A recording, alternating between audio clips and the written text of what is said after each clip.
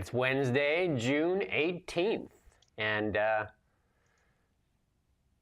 G7 is over, and I'm not sure what got accomplished, but the U.S. flexes. It's at the G7. Trump still talking 51st state.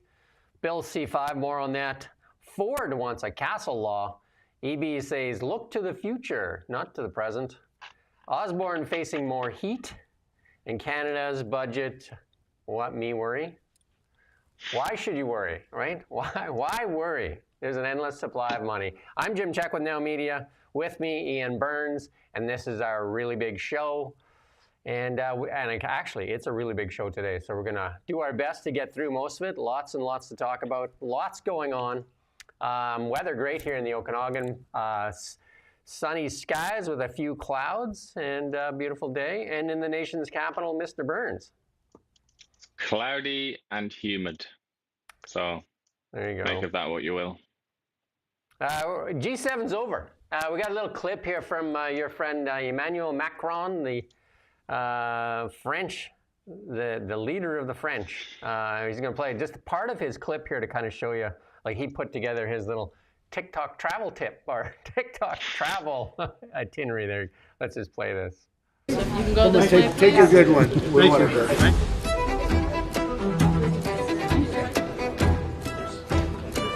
What's the state of the draft resolution on Iran?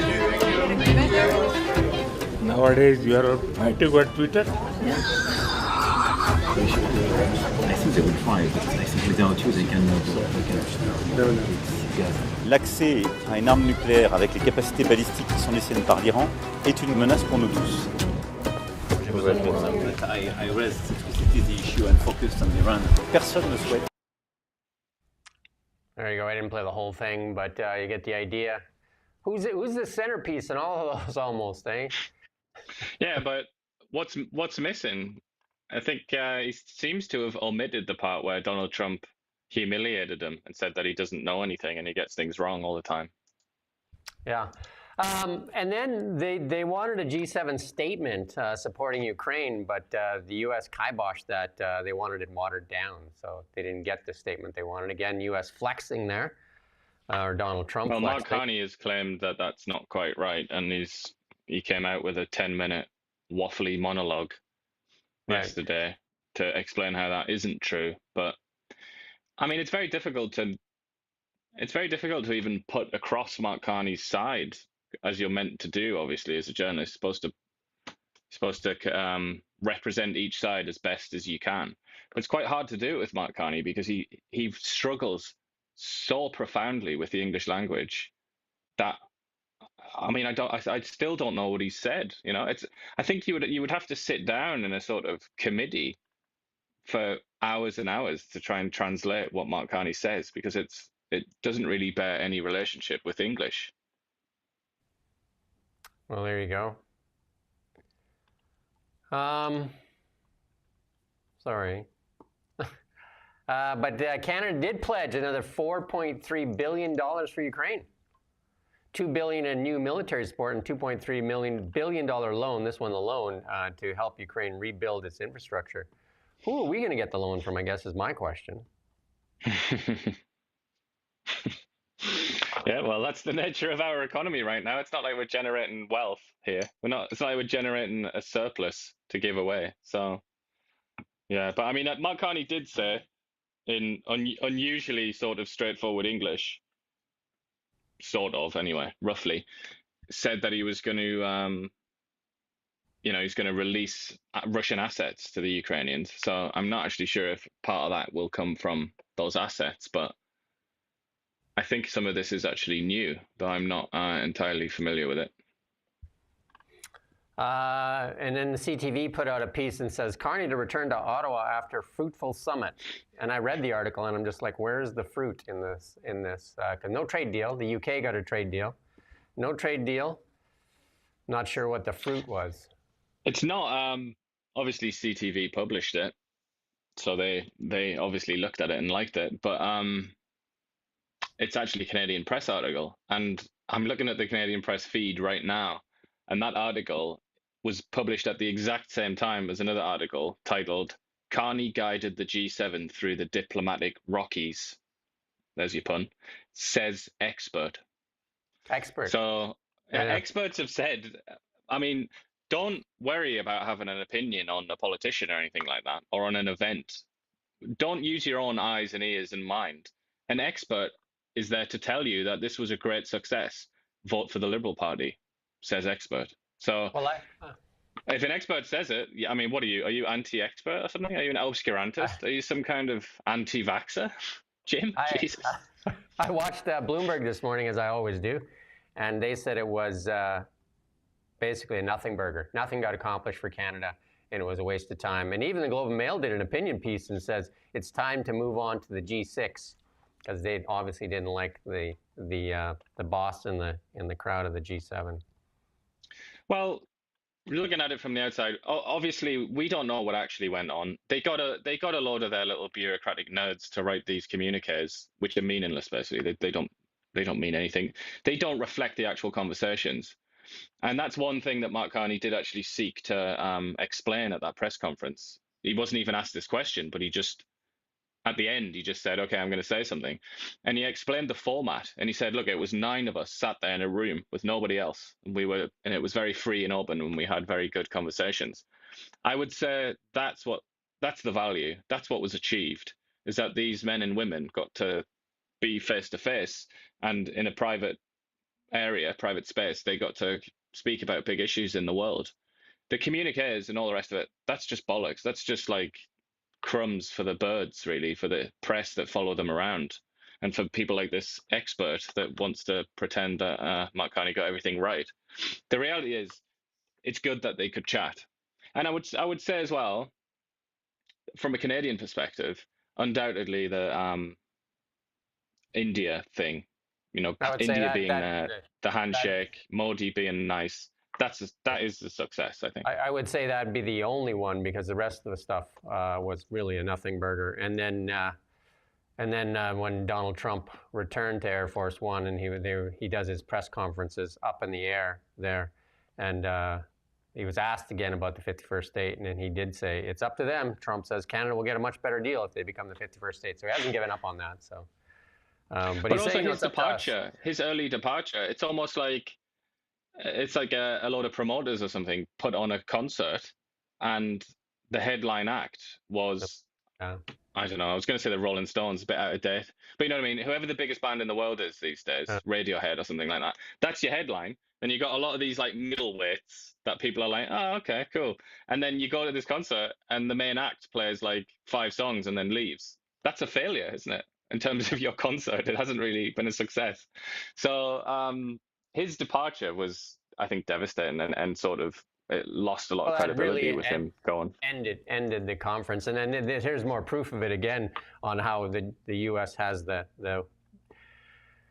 wait and say, and it all comes down to the military. I mean, the Americans get the say because of their military machine and the U.S. dollar, and because Canada has very little say on global economics. And here's this: the G7 leaders. This is one of the things that they're promoting that they got agreements on. And this is the G7 agree on a charter on wildfires, pledging global cooperation in this. And this is a photo that we took way back from the 97 connector fire.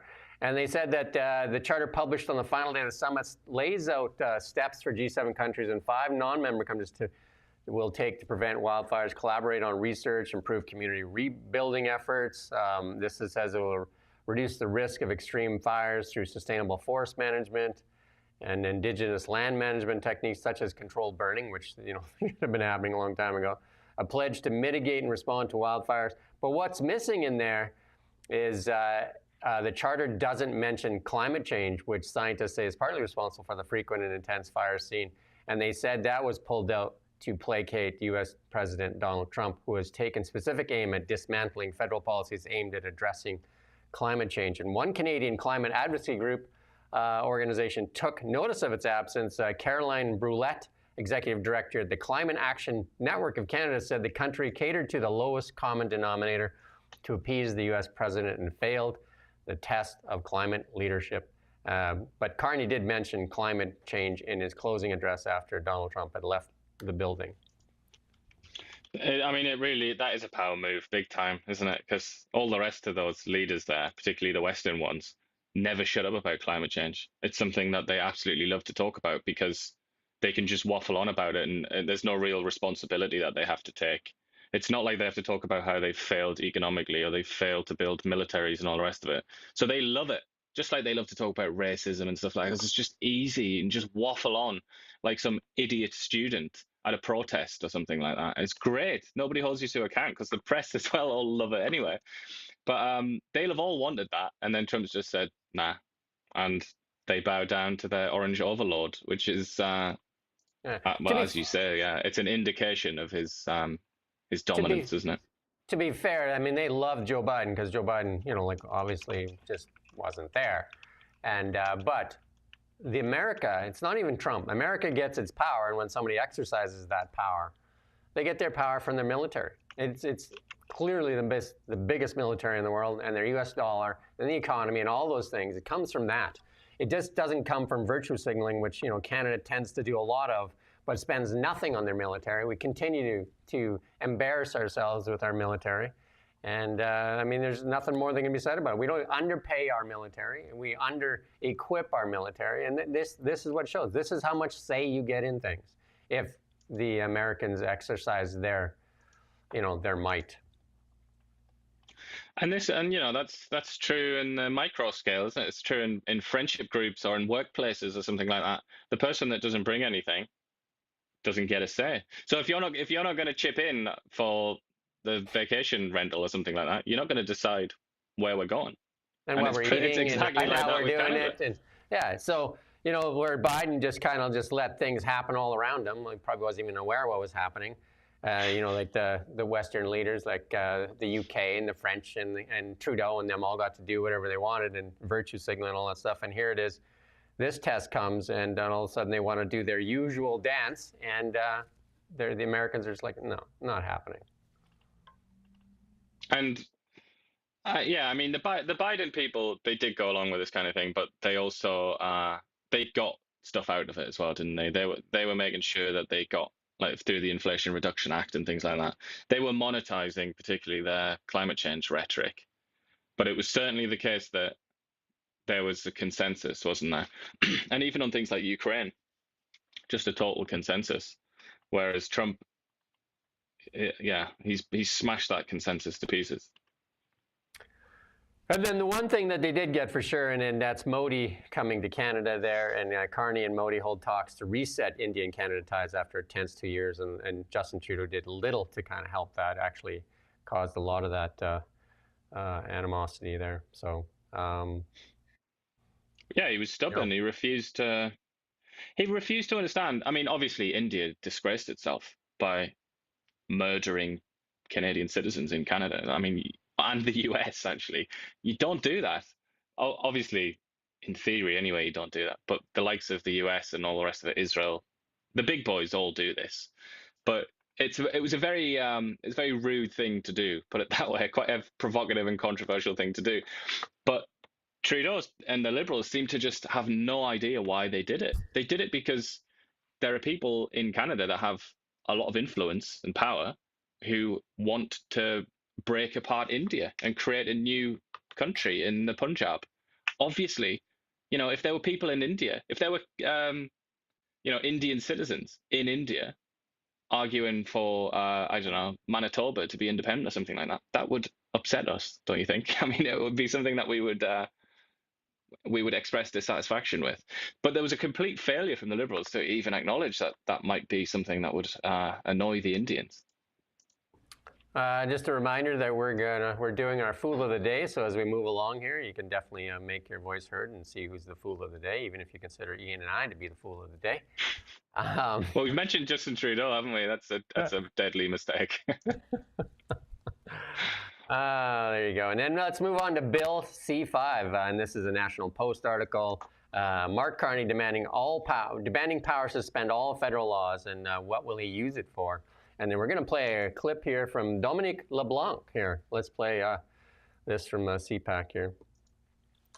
This is a time when the national interest calls for the federal government to step up, to catalyze investment and accelerate the federal approvals for projects that are of national significance in the national interest.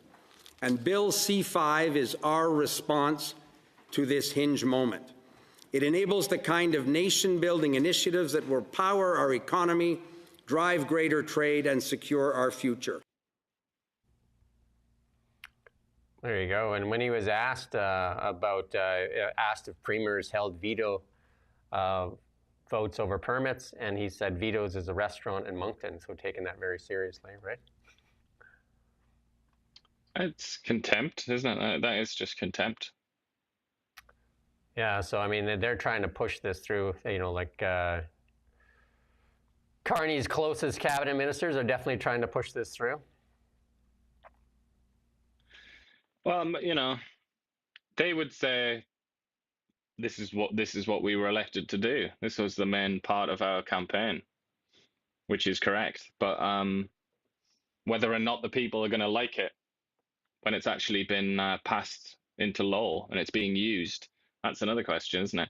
Already, a lot of people don't like it, and it isn't even passed yet. So, well, I think there needs some clarity, and that's what people are saying. It appears very vague, and it gives it this far-reaching powers. And what are we going to use it for? I guess is the question that lots of people would like to know, and it would like to be more defined. But there's not debated, and that's what Erskine Smith said, isn't it? Completely valid thing to say. That I would imagine any right-minded person would say this as well, that it's ridiculous that we're shutting down Parliament in 2 days and forcing through this law. Why don't we keep Parliament open for another few weeks at least and talk about it?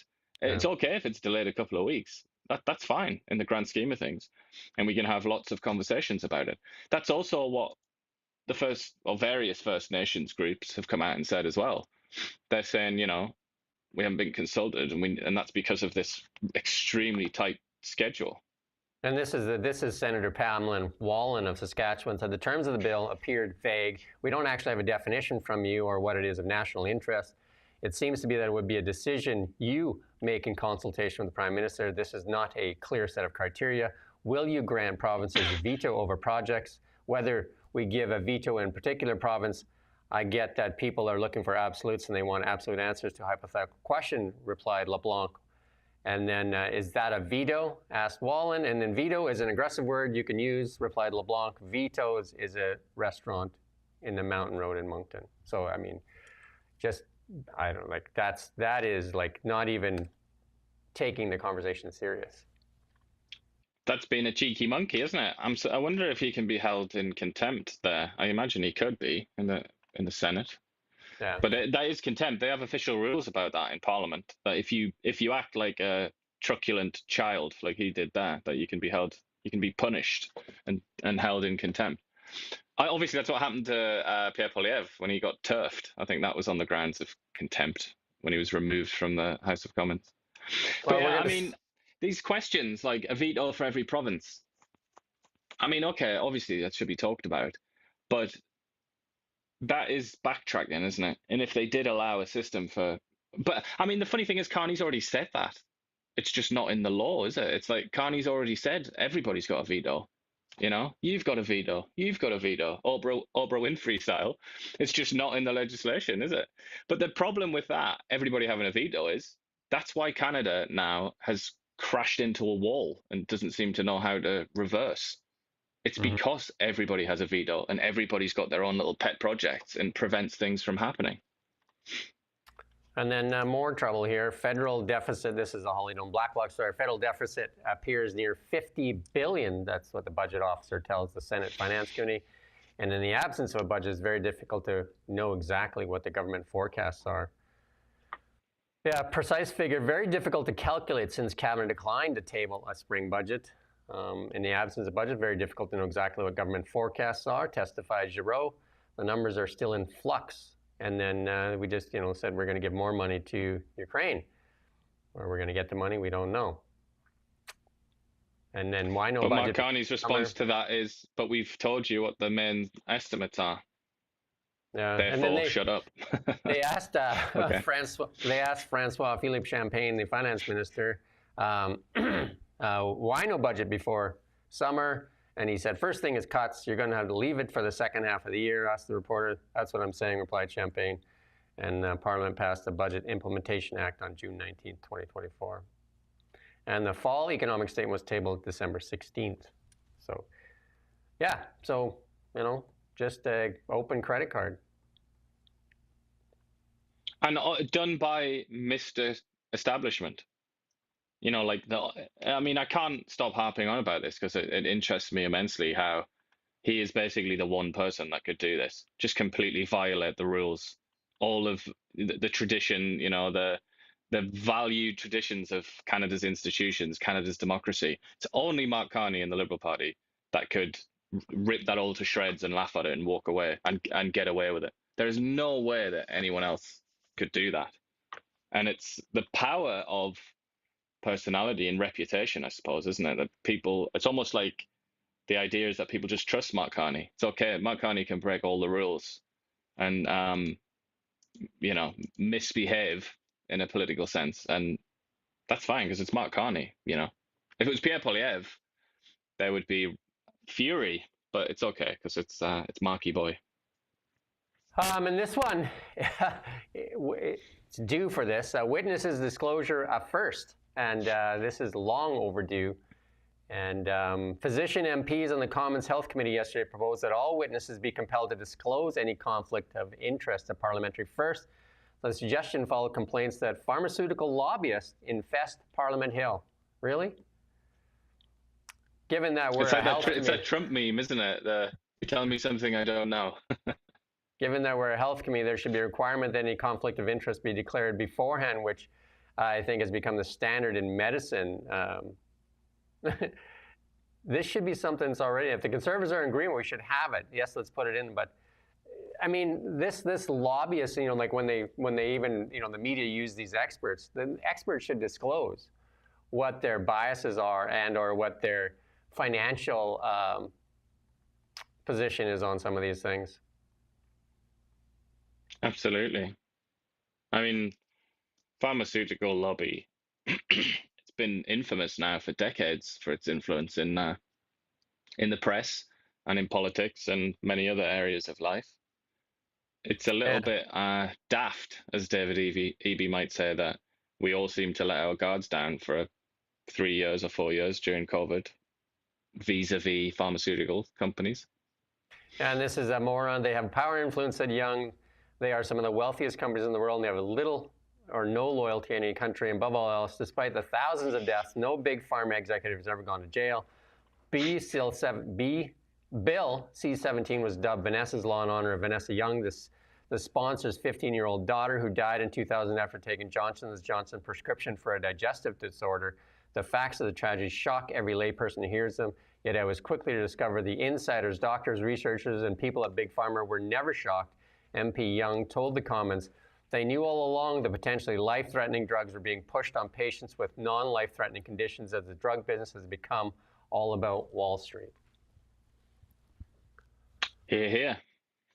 Yeah. That seems like a no-brainer. Why isn't that there? Like, it's one of those. It's exactly one of those things where you hear it and your first reaction is like, why the hell is that not already in place? Like, what have you been doing for the last however many years? I mean, we watched this yesterday with GC Strategies, where the Liberals tried to protect GC Strategies from, you know, like all the millions of dollars that were wasted on that ArriveCam app and many other things. And they didn't even want to try to recover the money back and ban them for forever. And it did get passed by the Conservatives. Winter population growth. Look, it's why when people talk about corruption and things like that, and they say like the West is corruption-free, pretty much, certainly in the politics in the West. No, it's not. Obviously, it's just done. It's done very differently, and there's an example of it. I mean, the United States, for God's sake, spend 10 minutes reading about politics in the United States. It is so corrupt. I can't believe that people can even breathe the air in Washington, D.C. It absolutely stinks of corruption. And yet we go around and talk about how sad and pathetic these corrupt countries in Asia are and all the rest of it. I mean, we need to wise up to the fact that Western democracies are intensely corrupted. There's whole industries built around lobbyists in the United States. Like it's massive, trillions of dollars, and including social media giants use lobbyists. Everybody's lobbying there, and that's like the congressmen and the senators. They're all just living off of that because they're all being treated. Yeah, we could go on and on about that. We won't get into that though. Canada's population growth slows in the first 3 months of 2025. Canada's population fell to its slowest level since 2020. In the first quarter of 2025, according to Stats Canada, the population grew by 20,000 people between January 1st and April 1, bringing the total up to 41.5 million. The growth was entirely down to immigration, with 5,600 more deaths than births in Canada, meaning the country's population would have declined without the new arrivals from overseas. Yeah. I mean, highlights what we've talked about many times. Population growth is just another way to talk about immigration in Canada. And if you're talking about too many people, too much demand, whatever, in whatever economic context, that's an immigration question. It doesn't really have anything to do with Canada's sort of domestic population. Yeah, and then Mark Nixon put this out that Canada has 2.9 million non-permanent residents. That's more than everyone living in Manitoba, Saskatchewan combined. Think about that. We've imported population from about 2 provinces. And then these people, I guess the point is the people have no stake in the future of our country, so they're less inclined to really care about the nation. Well, look at that in BC as well, 9.1% in BC. Yeah. Because that's, I assume, mostly agricultural work, but I don't know. I suppose it's got to be more complicated than that, I think. But yeah, it is. And this is like, this argument is being had all over the place. The Americans are having this argument in a different way because they obviously, their system for non-permanent immigration was often related to illegal immigration.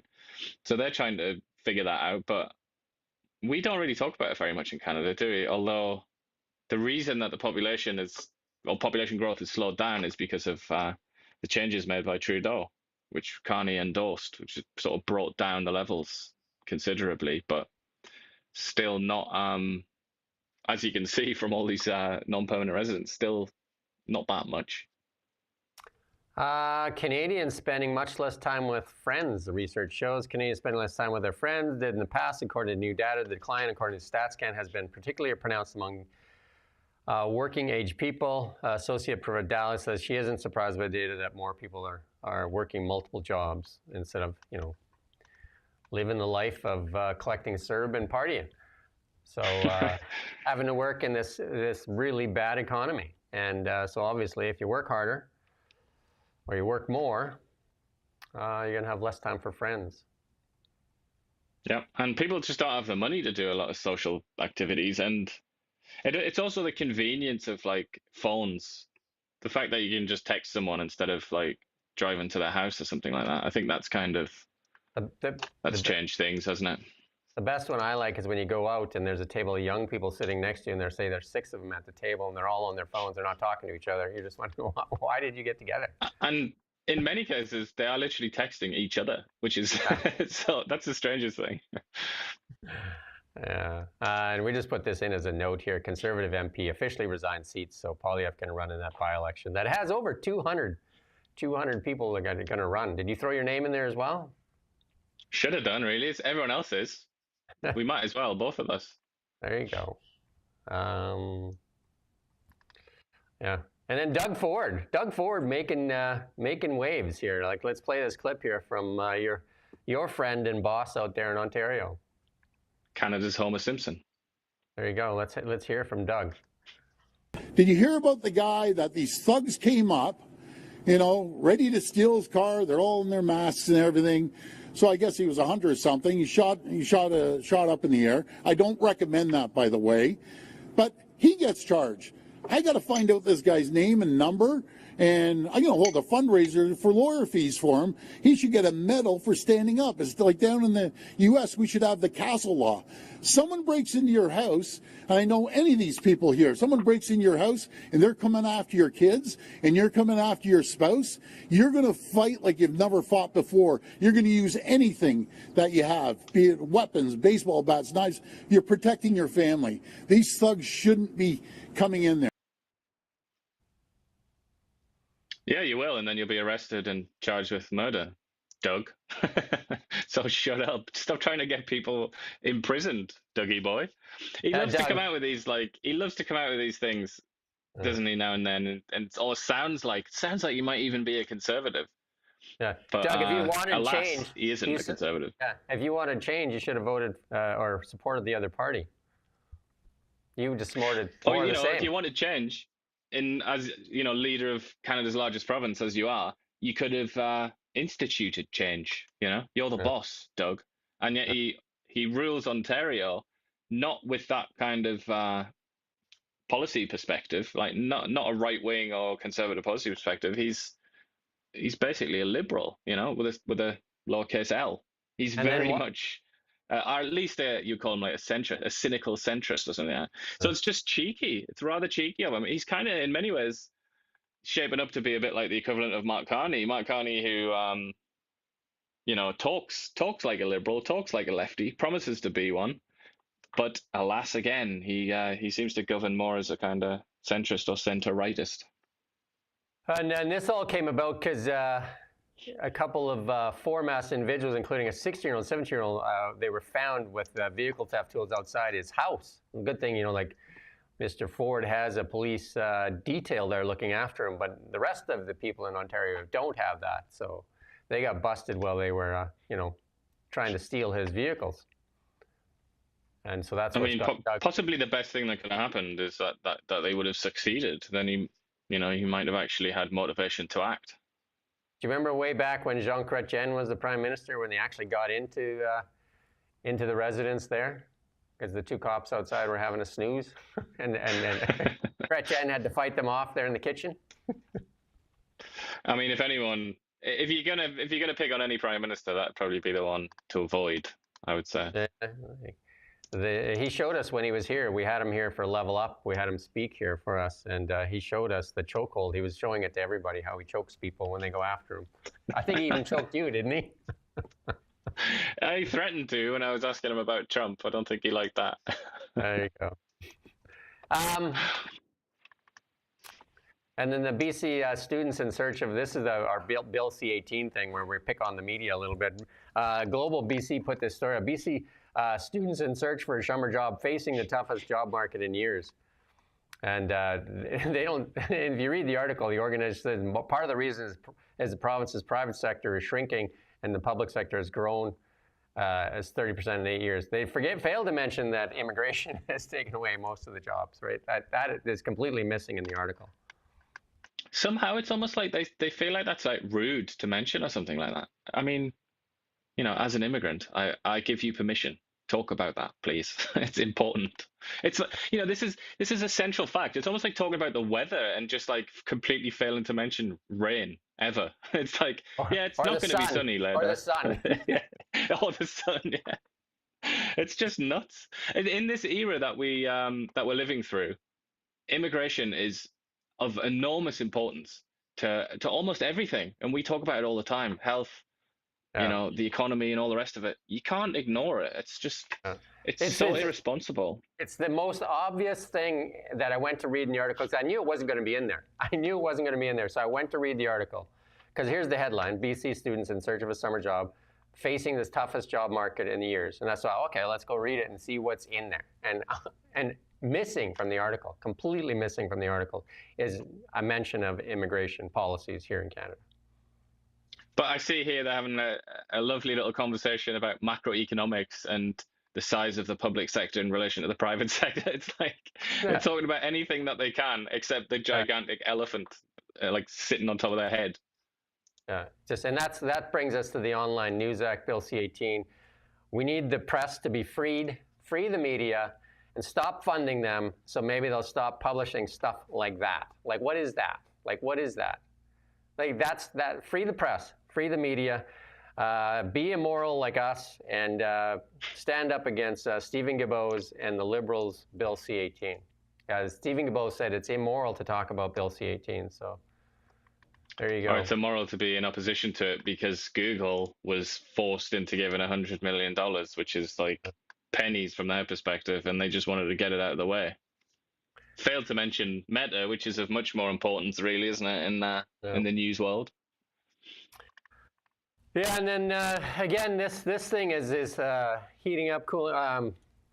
The talk about the U.S. joining Israel in attacking Iran. I don't even think we'll play this clip here, but they were just talking about that there's a lot of stuff going on with a possible U.S. strike on Iran. There's also some talk in here about flights from Iran to Oman, where they think they're going to be doing some negotiating. And then this clip here we're going to play here, but again, it just says that that there was talk about the U.S. dropping that bunker buster from a B-2 Spirit, and only the U.S. has that big bunker buster because they're going after the nuclear facility there in Iran. And then the Russian news put this out here. The U.S. president's, I've seen this all over the place. The U.S. president's doomsday plane, the E-48, has landed near Washington. The last time that happened was in 9/11, and they're known this plane is called Night Watch, and it supposedly can withstand a nuclear blast. And they only put it up when the Americans go to war. I mean, this is just again speculation. More speculation. Yeah, those Russian misinformation, isn't it? That's what that is. I would say on this subject, Trump has just said now, this morning, he was asked about whether the US is going to hit Iran, and he said, I may do it, I may not.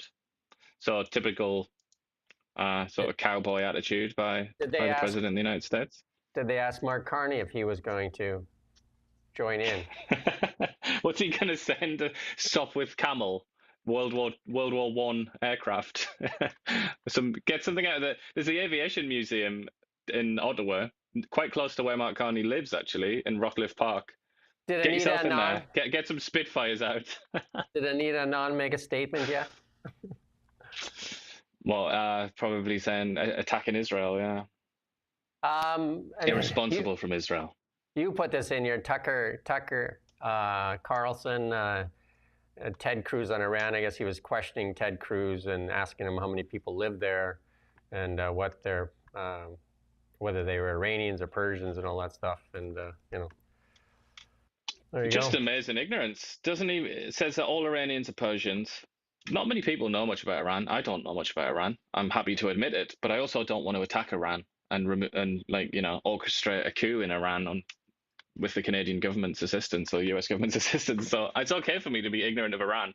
But I do know that the population is only about sort of 60, a little bit over half Persian. They've got all kinds of people in Iran. They've got Arabs, Turks. It's a multi-ethnic country. Ted Cruz hasn't got a clue about that, obviously. But the worst thing is where he says, what does it matter whether it's 90 million, 80 million, or 100 million?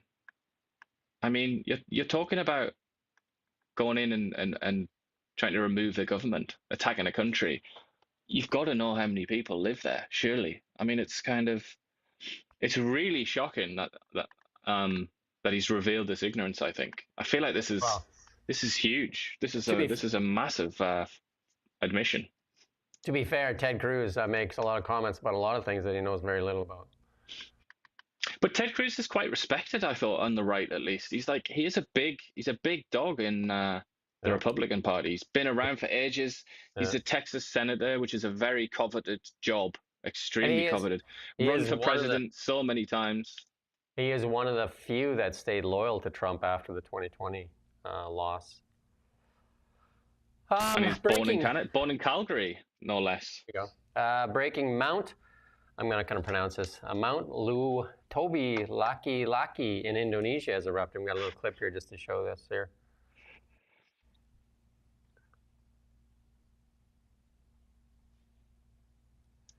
There you go. Did you? That's what you don't want to see over on your city skyline. Did you look and see if anybody was doing any climate change caused this headlines? I could believe it, though. I haven't seen it, but I've not heard volcanic eruptions. I don't often hear being filtered through the climate change lens, but I'm sure they will. Somebody out there will be doing that. And this one is I put it in here because this is Arnold Schwarzenegger, the Terminator. They got him on The View. I'm not sure why he would have went on The View, but they got him on The View there, and they tried to get him into talking smack about the ice and that, and it completely backfired on them here. So this is being shared all over the internet. We're going to play this clip here. You're an immigrant in this country. Yeah. Did you have a visceral reaction to what they're doing, what ICE is doing, when you see the videos of it? Well, I tell you, you said that the immigrant, I'm so proud and happy that I was embraced by the American people like that. I mean, imagine I came over here with the age of 21, with absolutely nothing. And then to create a career like that.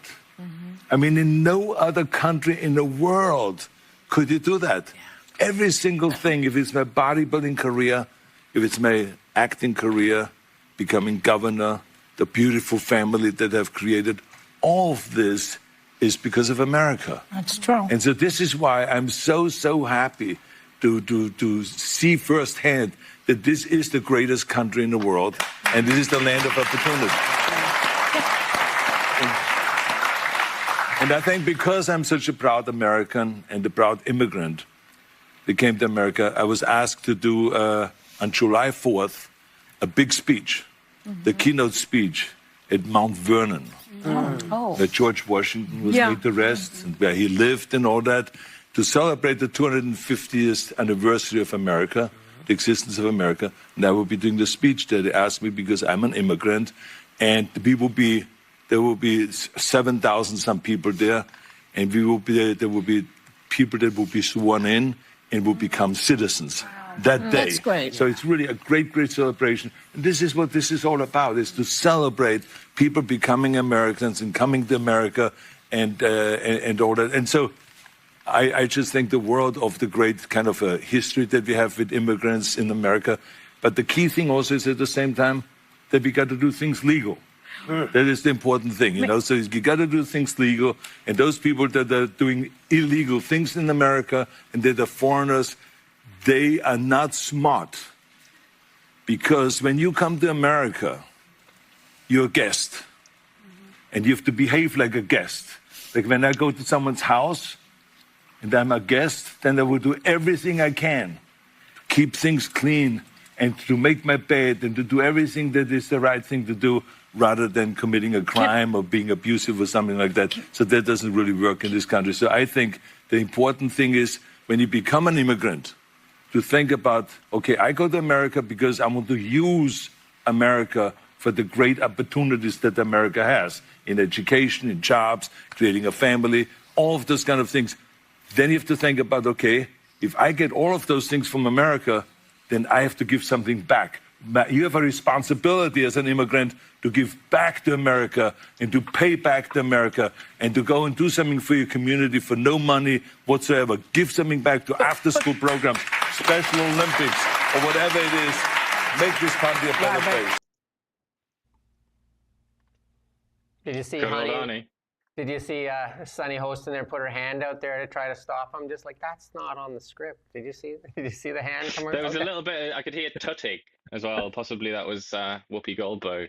Yeah, and then there's another image here. The hand, it just shows you the hand, just like, and he's going on, you have to do things legally, you have to act like a guest. Just like, that's enough. Just like, that's not how this show works.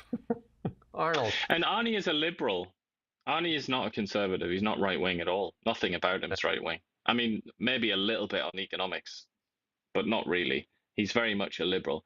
So that just goes to show how nuts some Democratic Party supporters actually are, and how out of sync they are with what even liberals think in America. Obviously, he was talking about criminals. He's talking about murderers and people that have committed crimes being deported. Why is that controversial anywhere in the world? And why would a political movement attach itself to the idea that that's controversial? It's nuts, and that's why they're going to keep losing elections until they realize how stupid that is.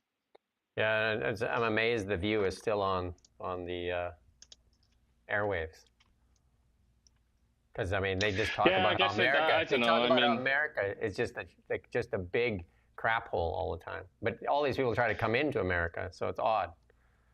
I don't know I guess the audience is like rich middle-aged women, basically like the people who are on the show. That's who I guess the audience are the same kinds of people. But I mean, at the minute, it's just like a meme, isn't it? It's just a joke to laugh at right now. But yeah, I don't know. What kind of ratings do they get? I've never actually checked, but they must be making money. Otherwise, they wouldn't bother, would they? Yeah, I don't know. They'd have to do a lot of that. Sunny Hostin, she's one of the most, what you call it, has to do most of the retractions, legal retractions. You know, she makes it, and she says them. And she's the meme in herself when she has to like kind of just like spit them out. I have to say that I was wrong. So angry about it too. Yeah, it's funny.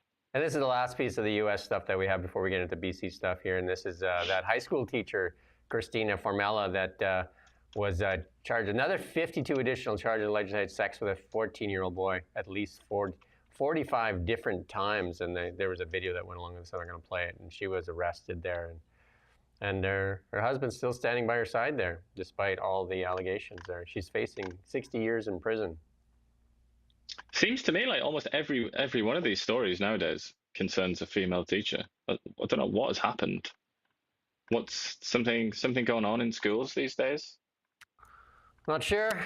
Let's move on to BC news, and this one here is not going to go away for the NDP. NDP have a couple of pots on the stove that are boiling over really badly, and this one is like, I think it's going to be the biggest scandal for the BC NDP. And here's David Eby defending it again. We're going to play the clip of the Premier Eby defending the BC Ferry's selection of a Chinese shipbuilder. Independent procurement process. Through that process, they arrived at a decision to award this to a shipyard in China. This is a decision they made on the basis of a fixed price contract, being able to deliver the ships in a way that families here are going to be able to depend on to get around where they need to get to, and not a single Canadian shipyard bid on the contract. It took 5 years to get to this process. And I will not leave families sitting on the blacktop waiting for a ferry that is broken down in the strait somewhere when they need to get to see grandma, or a business desperate to get their deliveries, and they're just urgently needed ferries. So it is a challenging issue. It's definitely not my preferred outcome. We've expressed our concern to BC Ferries about it, and we've got a path forward about how to address it.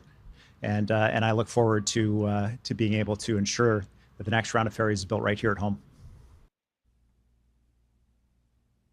It almost sounded for a minute there like he had no ideas and he wasn't going to do anything. But then he said that right at the end, he saved himself, didn't he? He said, I've expressed my concerns to BC Ferries. I was like, Eby, son, he nearly said that he'd done nothing, but he's expressed concerns. So good for him. That's what a political genius looks like. They had 4 years in this process of the bid. This one's not going to go away. This one's not going to go away, especially with the elbows up crowd and all the, like what we listened to a clip from maybe just yesterday talking about where Canada, True North and Free, where we're going to support BC and all these things. And here at a time when this would mean so much to British Columbian shipbuilders, and it's given to what Mark Carney calls as the biggest threat to Canada.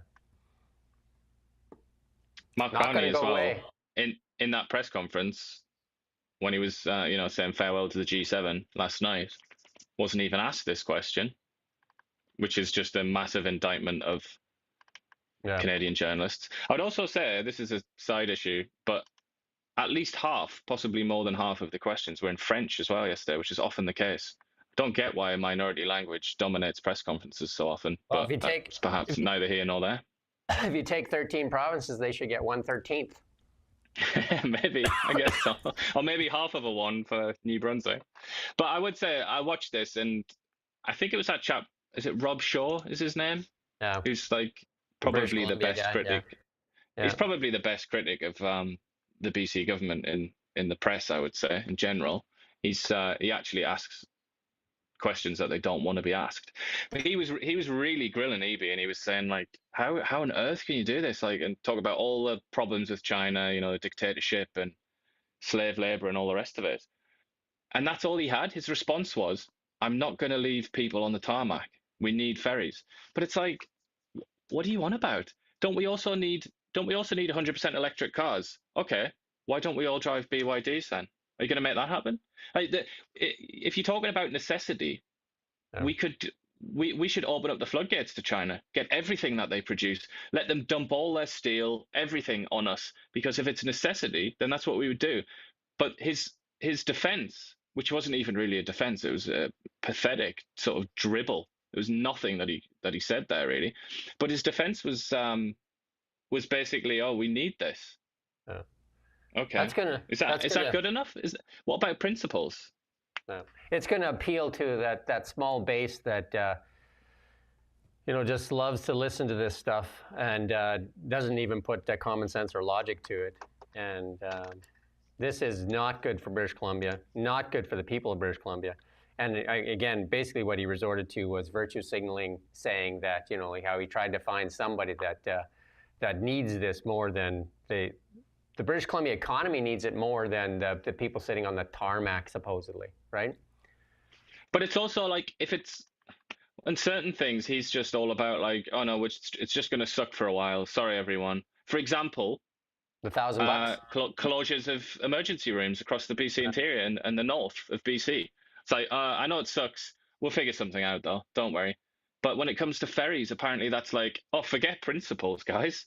Let's get into bed with the world's biggest dictatorship and the biggest threat to the Western world.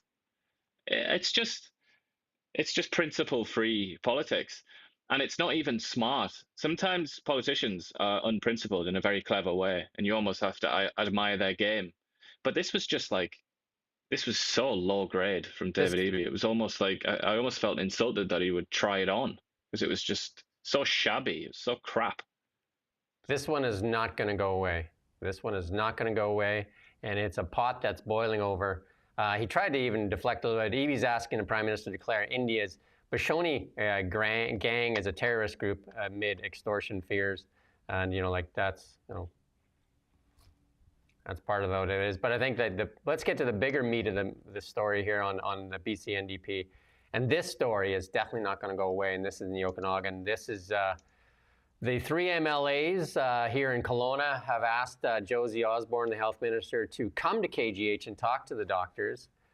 And we sent a request for a comment or an interview, and we got back a response, and it said that basically, I think it was about a 200-word response saying that there is no plans to visit the Central Okanagan. She said, I appreciate the concerns raised around KGH and take them very seriously. Listening to frontline workers is essential to creating safe and respectable workplaces and improving care for patients.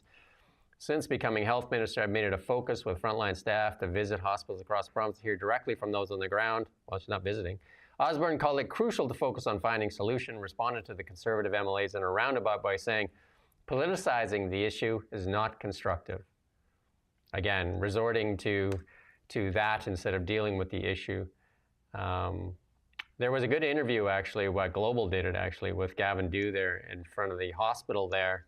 We got this little clip here. Oh, we're not going to play the clip, but and they had a doctor actually respond too and said that that they feel completely unheard. And it was, you have to go watch that on Global there. That's actually a good piece done by Global. Yeah, they managed to make the journey, but Josie Osborne couldn't be bothered to do that. So there is going to be a town hall here, and we're going to try and live stream that as well. And I also have one of the we had Christina Lowen in here the other day, and we had Gavin Dew in here a couple days ago because he's the one that kind of kicked off this whole furor. And it was that interview he did with me that caused Susan Brown to respond, the CEO of Interior Health. And then also we have Macklin McCall. I think that'll be his first long-form interview, and he's coming in at noon today. So if you're up and ready to watch that, that'll be at noon today on Kelowna Now. Big Mac. More trouble for the the health minister here, because there's an ER doctor, Caitlin Stockton, spoke out about the 12-hour wait times, unsafe conditions, and burnout in BC hospitals, and they fired her. So there you go. She's suing them now.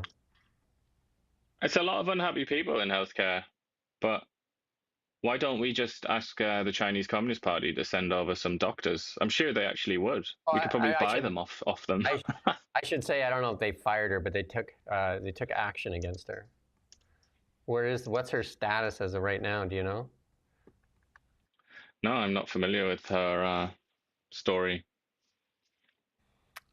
There you go. We'll take a look at that. BC Conservative candidate who lost his race in October's provincial election by just 22 votes claims he has some new evidence. This election thing is not going to go away as well. So, I mean, this is a close election. There were some that were decided by very close votes. And Elections BC and Elections Canada had some very, very close elections, and now they're still being challenged. Yeah, when they're that tight, it's sort of inevitable, isn't it, that there's going to be arguments about it. I think it's perfectly understandable.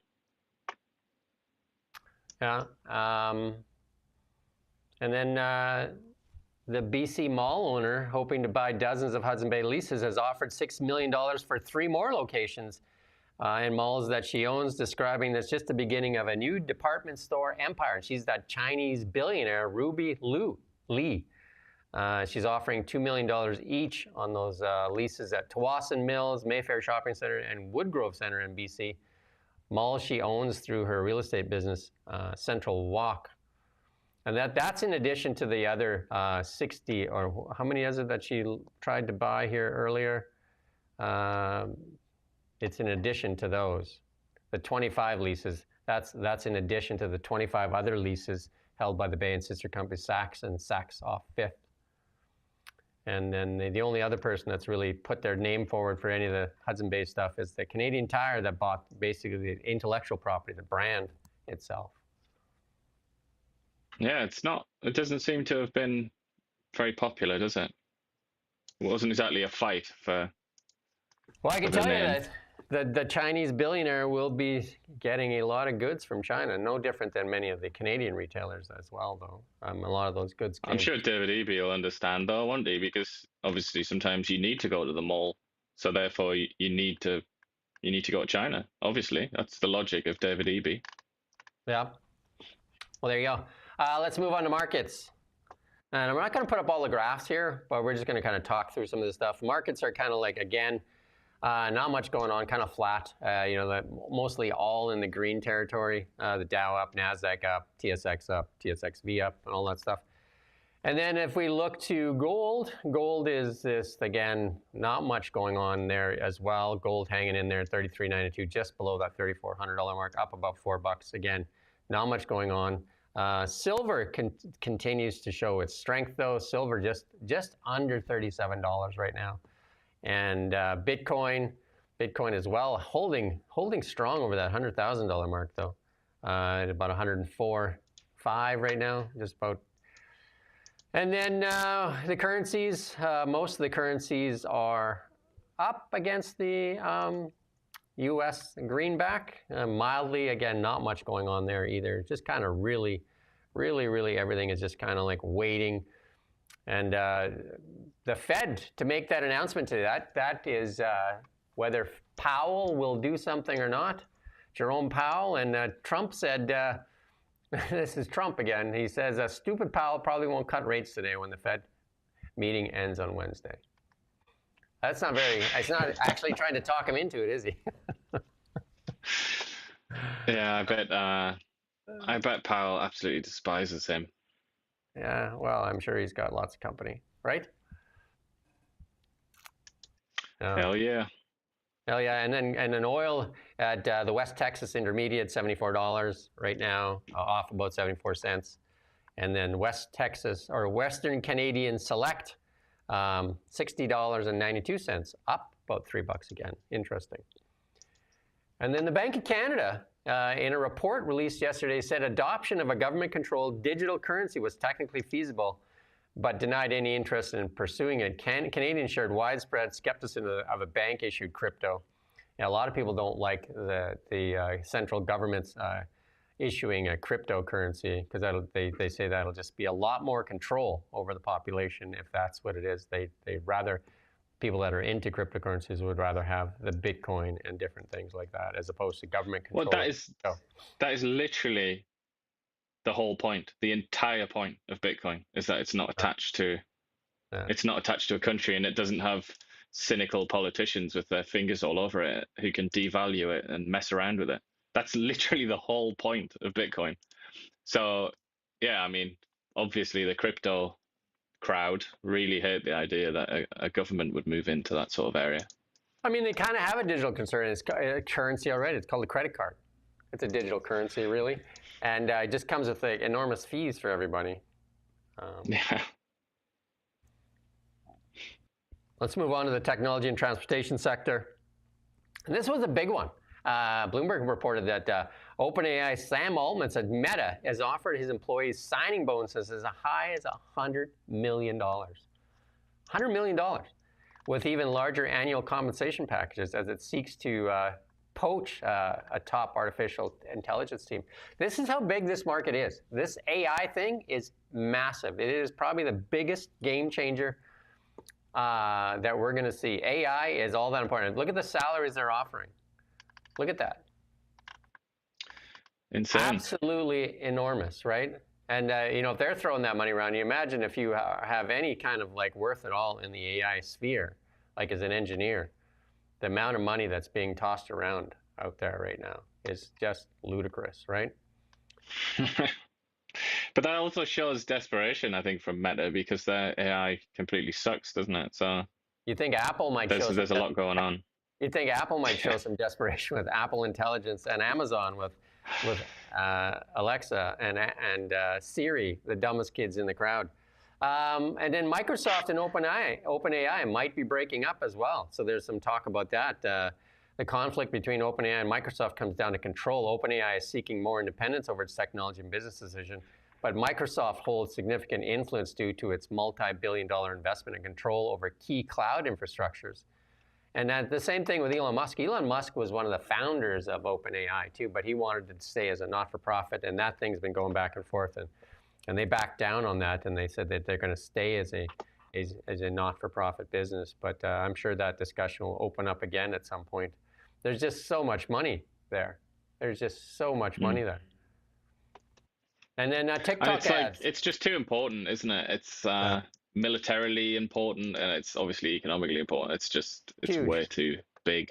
It's absolutely huge. And Canada has, if everybody wants to get excited here, Canada has Evan Solomon, the former CBC employee that was fired for his dealings with Mark Carney, as the head of AI here in Canada. So rest assured. TikTok got another reprieve from Donald Trump as well. So they delayed that, that deal. So supposedly that's a Chinese owned company. But TikTok ads just got an AI upgrade as well. So TikTok has expanded its AI ad tool, and its Symphony now includes text-to-video generator that allows advertisers to type a short prompt and instantly receive a TikTok video.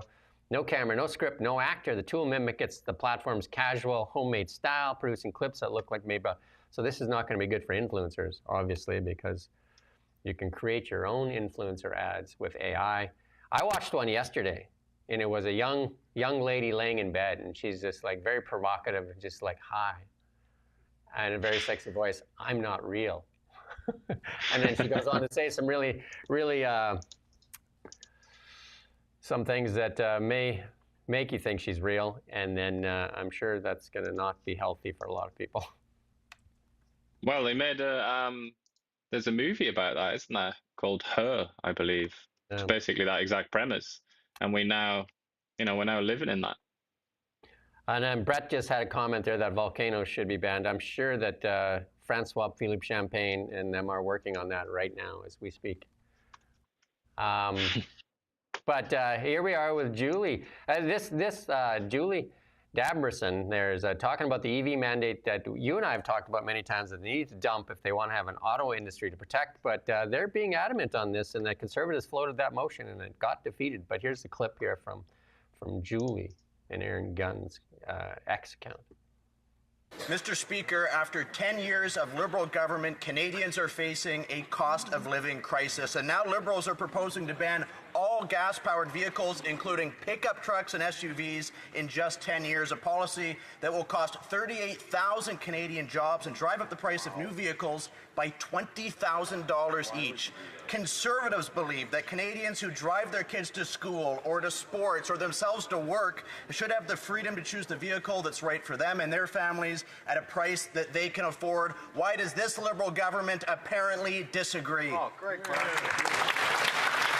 The Honourable Minister of the Environment and Climate Change. Mr. Speaker, once again, it is so shocking in a moment when our auto industry is under fire from the unjustified tariffs from the United States that we have the Conservatives talking down a growing industry right in our country. We are going to stand up for our auto workers, we're going to support our auto workers, and we're going to make sure that Canadians have access to a growing area for vehicles. It's actually growing globally. We're going to make sure that Canadians have access to zero-emission vehicles. Well, they're really digging their heels in. Well, that motion, the Conservative motion, was MPs last night by 194 to 141 kept the federal mandate to ban new sales of gasoline cars by 2035. So there you go. So only the Conservatives voted against it. And they should have let GM and Ford vote because we've seen from them that they don't want this. And but the Liberals are going to continue to fight for this, as the NDP and the Bloc do, on this EV mandate that will basically destroy the auto sector here in Canada. But and it says, you know, like people should have a right to choose. But according to the Liberals, no. The growing auto industry, though, or the growing, I mean, basically the not growing right now, is it?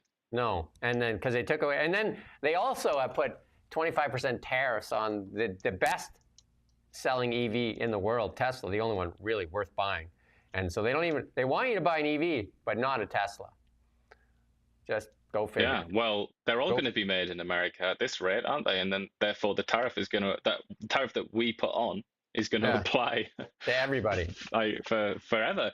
I think this is a bit crazy from the Liberals. I feel like they're not really wise to this and what this means, because by 2030, 60% of all new vehicles have to be EVs at that point.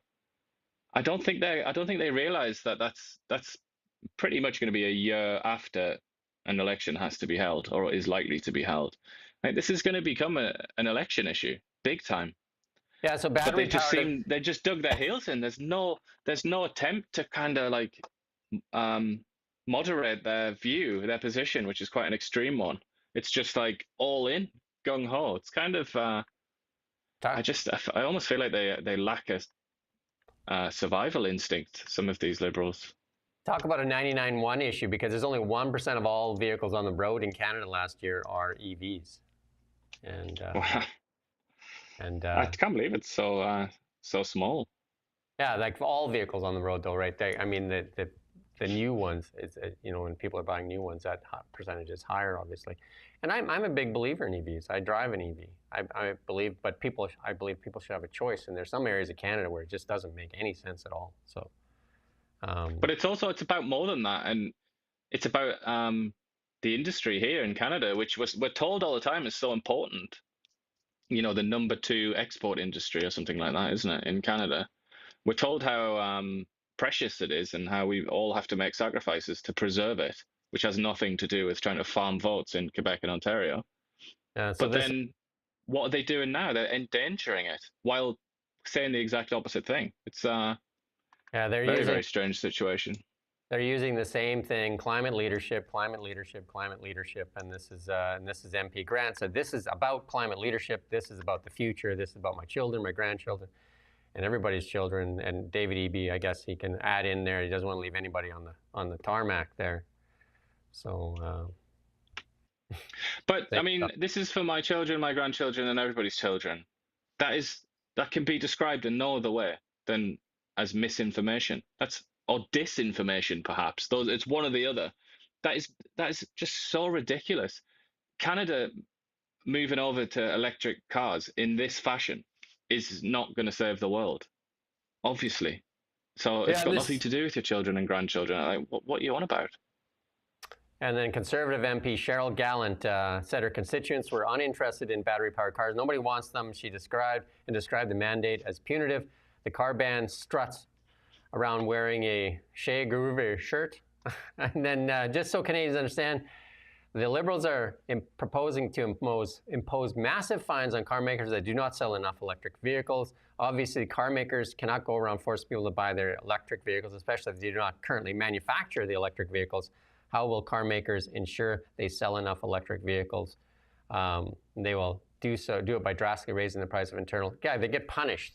So that $20,000 they talk about, if they produce too many gas cars, there's a fee tax put on them of another additional $20,000, which obviously is going to get passed down to the thing, and then nobody's going to buy cars. You know, nobody will bother. Well, Stephen Guilbeault would like that because he doesn't even want to build roads. Remember? Maybe we can go to work hanging on a drone or something like that. Maybe that's the future.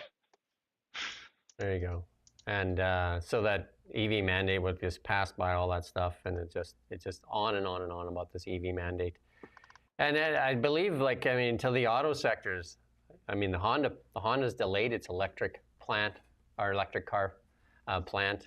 GM has asked in the U.S. They've asked California to dump the EV mandate, and Trump did that himself. And then we added a new section called Health. And here's the surprising news. The food professor from Canada here. The General Mills will eliminate artificial colors from all U.S. products just hours after Kraft Heinz said it made a similar move. So yeah, so all these dyes in the U.S. thing, make that cereal Fruit Loops look all those nice fancy colors. They're going to start removing those dyes. Where are you going to get all that? As long as they don't replace it with something worse, then it's all good, isn't it? You're going to have to eat bland colored Fruit Loops.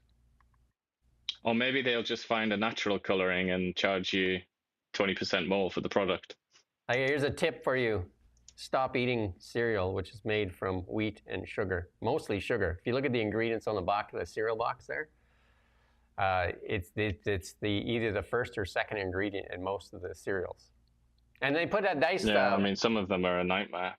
They put on the front there, fortified with vitamins and minerals. Yeah, right. Yeah. Well, they actually are, but obviously you're going to get them alongside a massive sort of bucket full of sugar. And Kellogg's, remember during the high inflation in the U.S., tried to put out a commercial with just high inflationary prices. Why not breakfast for dinner? And they were just like, they're great. And they were promoting Frosted Flakes for dinner. So basically sugar for the morning and then sugar at night, sugar, sugar, sugar. And then they're playing the Sugar Sugar Shakes song in the background. There you go. And then sometimes they would have a glass of orange juice as well, which is absolutely full of sugar. And then the milk itself that you put on your cereal has loads of sugar in, obviously, lactose. So there you go. There's the tip of the day. If you want to avoid those dyes, they're going to take them out. I think Kraft said it's going to take 2 years to take it out. 2 years. Well, they got all these dyes they got to use up. Maybe, yeah. What are we supposed to do with all this dye? There's a word in there that the more dye you drink, the more you're likely to. Anyway. Yeah. Make what you want of that. The best tip of all is avoid high sugar products. If the ingredient sugar is in the top 5, if it's in the top 5 ingredients, like on the box there, just throw it down. And if there's a bunch of ingredients on the box that you can't pronounce, definitely put that back. The best tip of all is avoid. There's another argument about oils and stuff, isn't there, that he talks about a lot, RFK. Yeah. The best thing to do is shop the perimeter of the store. Don't go down the middle aisles, period. You'll be better off. That's where all they do sometimes put tinned tomatoes in usually they do. They put healthy, useful stuff in the middle aisles, and then you have to go past all the garbage. So there you go. So we're into the Are You Serious section for the Fool of the Day, and we've got one that's a little controversial and it's got some really bad language in here. So if you're really offended with bad language, then you need to plug your ears for a second. But it's I had to play it there because it's from Ian's home country there, and it's it's a BBC reporter out on the street there asking some questions. So there you go. Let's play this here. Favourite political party at the moment? None of them. They're all fucking shite. Every single last one of them. Sorry, apologies for the language there.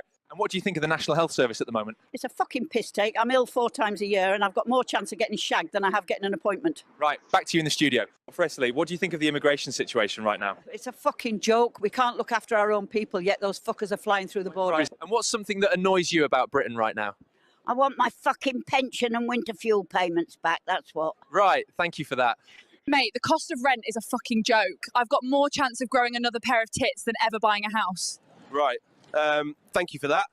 Sir, what's frustrating you most about Britain at the moment? It's been impossible to survive. Everything in this shithole costs a fucking fortune now. Oh, sorry about the language there. And what do you make of the British weather these days? Fucking shit. Always has been. Cold, wet, miserable. It's like living in a damp sock. I've seen sunnier funerals. Still, I would say, I mean, it's really good, but there's still, AI still gives itself away right off, doesn't it? It's something about the tone. They can't quite get the tone right. But I'm sure they're going to get there very, very soon. And then to top that off, we got one here that's not AI. And this is from the Elbows Up crowd. Just a reminder of what we're getting now. So let's play this clip here. Elbows up! Elbows up! Elbows up! Elbows up! Elbows up! Elbows up! Elbows up! You know that dance when you go to weddings, they play that chicken dance? I think this should be the new Canadian dance. Instead of the chicken dance, they should just do that elbows up dance. She was just doing the one elbow. It was elbow up from the main woman there. Somebody got elbowed up, all right. Isn't that an ableist slogan, though? Because not everybody has elbows. Not everybody has 2 elbows. Not everybody even has 1 elbow. So it's actually quite sort of insulting to the, to certain people. And then this one here, I think, is in really strong contention for Fool of the Day. Francois Philippe Champagne there, talking about the last 10 years of liberal, affordability. Let's play this here clip from Francois. Well, Madam Senator, I would say when it comes to affordability, your colleagues in the House have voted against every affordability measures we presented for the last decade. And I think Canadians have noticed that in the last election because you voted systematically against all the affordability measures we presented, whether it was about childcare, whether it's about the National School Food Program, whether it was with respect to the disability legislation that we presented. Well, sounds quite a lot like a frog, doesn't he, Champagne? Apparently, the last 10 years have been nothing but affordability measures proposed by the Liberals that the Conservatives voted against. And just like, was the affordability, though? Because they've had their way for the last 10 years. So where is all this affordability?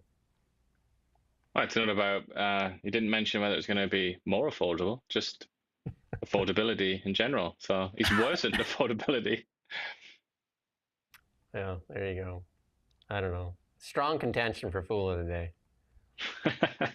There is something very foolish about him because obviously his voice, his Kermit voice, but also the way that he always has his eyebrows up. He's always it's just, there's something, something about his appearance lends itself to foolishness in general, I think. My question is his IQ. Does he believe that the last 10 years have been a smashing success for the Liberals? I would say, honestly, no, he doesn't think that. But I think he thinks it's absolutely great being a senior politician in Canada, being rewarded massively and being the center of attention all the time and having loads of power, excellent pension and all the rest of it. That's the reality. And I think if he wants to keep that, he has to talk a lot of old cobblers, which he does very well. And we just want to, in the Are You Serious section, we just want to make sure this one doesn't go away. Parliament passes motion to recover that $64 million from GC Strategies and to ban them from future contracts. We shall see, shall we not? Hey? Yeah, well, indeed. Let's keep an eye on it. And then And then we're going to pass on that next one there. And Iran shot down a plane full of Canadians intentionally in the act of terrorism, Ontario judge rules. But that, you know, that union that is out there promoting or defending Iran doesn't make any sense at all. Yeah, it is absolutely insane. Why anybody on the earth would defend that regime unless they are like a Shia Muslim extremist or Persian nationalist kind of thing. Why on earth? Well, not a Persian nationalist at all, actually, because the regime kind of talks down nationalism. Why would you back that regime? It's a very, very specific set of ideas that they wish to promote, and it certainly doesn't. It doesn't apply to this random union that's decided they're friends. It's just so surreal. And then this is by a Wall Street guy here. Never forget Democrat mayors who sent SWAT teams to shut down churches and barbershops, but let looters and Antifa burn down cities. I never understood that. I never got that. That made no sense to me at all. Still makes no sense to me. But hey. That's because you're unfamiliar with the concept of racial justice, aren't you? And then I just put all these in here just to show you what influence looks like on X. And then, like you can see which people have more influence and which ones actually are virtue signaling most of the time. And then maybe they're over on Blue Sky. First, and I've just all from their X accounts. Here's Modi, 108 million followers. So it's obviously a large population in India. And so obviously that means a lot of people in India use X. It's now the number one news app in England as well now. And then if we look next, who's next on that list? Because he also uses mostly his own platform, Truth Social, which I don't think is ever going to go anywhere either. 106 million followers for Donald J. Trump, who was kicked off of X for a couple of years there, right? When old Jack Dorsey still owned the business. Jack Dorsey looks like he belongs in some Amish cult or something now, eh? Like he's kind of... I think he is. I think he's gone off to be a hippie somewhere, hasn't he? But he's got lots of money in the Bitcoin as well. Jack put a lot of the money in Bitcoin. He's like probably massively more rich off Bitcoin than he was off of the sale of X. And then Emmanuel Macron falls way down there at 10.2 million. The Macron, the macaroni. And then... Claudia, who was at the G7 as well, from the president of Mexico, 4.3 million. Lots of people in Mexico as well. Big population there, right? Yeah. And then next on the list, Giorgio Meloni, very popular lady with almost 3 million followers. Are you following her? I'm following her, Giorgio Meloni.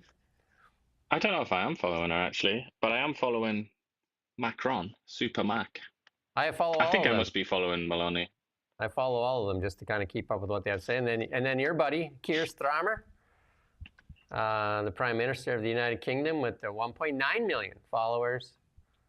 Look at his photograph. Not the main one, but the banner. Headline one, yeah, where he's looking off. Look how ridiculous he looks. He's like, where am I? He's like Mr. Bean, isn't he? He's so ridiculous.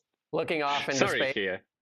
But he's a very nice guy, I must say. When I was a reporter in the area of London where he's the MP, there, Holborn and St Pancras, and I interviewed him, and he was extremely nice dude, like really friendly and nice, and everybody seems to like him. Nothing. It's hard to say something bad about him when you've met him, but I'm sorry, Keir, you do look a bit silly. And then your other friend, Ursula von der Leyen, with 1.6 million. Ursula. Yeah, look at that power haircut that she's got there, Maggie Thatcher style. And then this guy's new to the gig, so you got to give him, I guess, some space here because he only has 525. And then again, like the left-leaning